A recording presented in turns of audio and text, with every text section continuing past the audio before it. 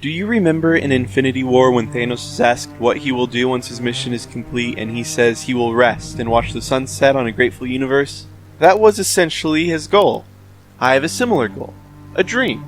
It is that, after much hard work to accomplish my goals, that one day I will rest. I can envision it clearly.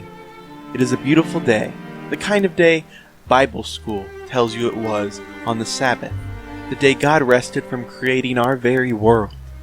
I'm in my room, wherever it may be, and maybe there's a group of great friends with me, or maybe even someone closer, more special than a friend. And I feel fantastic. I'm in comfort and without worries or stress. And what will I do? I will watch Johnny Test. All right, let's do this one last time.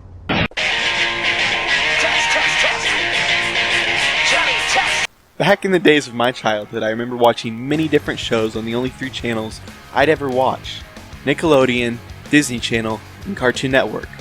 And one of the shows Cartoon Network would consistently air in those days was Johnny Test. I'm not even sure I loved Johnny Test back then, or even if I particularly liked it. It was just something I watched when it was on, just because it was on. Looking back at that show, I recognized some big flaws I didn't back then, as a kid. The main 2 being the flash animation, which looked awful next to the hand-animated intro, and the constant reuse of annoying sound effects. Overall, the flaws in this show made it feel sickeningly cheap, and rewatching it at an older age made me feel the same way I feel when watching daytime TV. Disgusted with myself. But, despite all of this, I love Johnny Test. I have so many fond memories at so many different points in my youth of watching this show, and so I love it, and completely unironically, I have long looked forward to the day where I can revisit this show, because it's even been a long time since I've last revisited it. What I'm trying to convey to you is that against all odds, Johnny Test is a kid's cartoon which is extremely important to me and is always patiently sitting in this vault in the very back of my mind, waiting to be opened. So you'd better believe the alarms that sound like a flurry of whip crack sound effects went off in my head when I saw a tweet that led to a video called Countdown.mp4 from a channel called Johnny Test Space Wild Brain. At first glance, I thought this was just one of those strange random kids channels that focused on toys and cartoons or whatever. But as it turns out, Wild Brain is an official television/broadcasting production company. And one of the things they do is run a multi-channel network on YouTube, which features content from their franchises as well as third-party partnerships. So what did this countdown end up being for?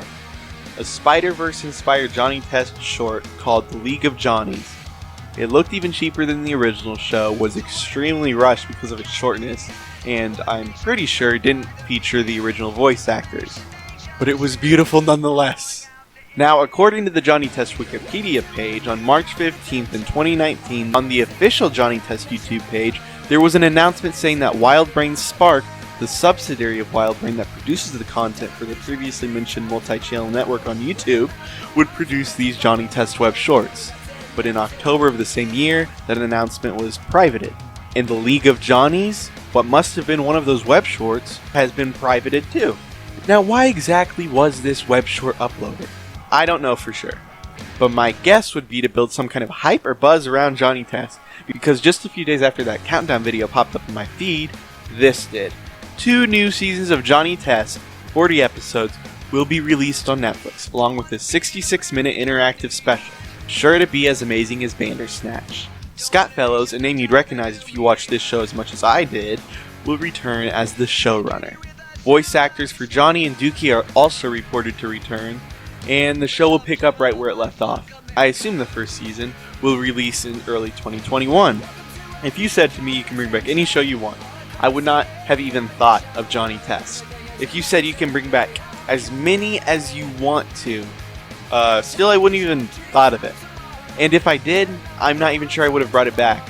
But even if I chose to bring Johnny Test back, I would have been like, yeah, sure, whatever, why not. On the real, jokes aside, I like the look of this animation. Hopefully this is a sign of the show improving in quality. I'm not talking about the whip cracks. Those are a staple of the show, and if they're not in there, it will be a mess because they are the very backbone that holds the entire show up. And I guess I obviously like Johnny Test. Jesus, I can't believe I just said that. So yeah, I'm excited as for some more Johnny Test, and hopefully that day of rest I dream of will come in early 2021, just in time for Johnny Test on Netflix Rebooted. Can't believe I made a video about this. Okay, let's do this one last time, yeah? For real this time. This is it.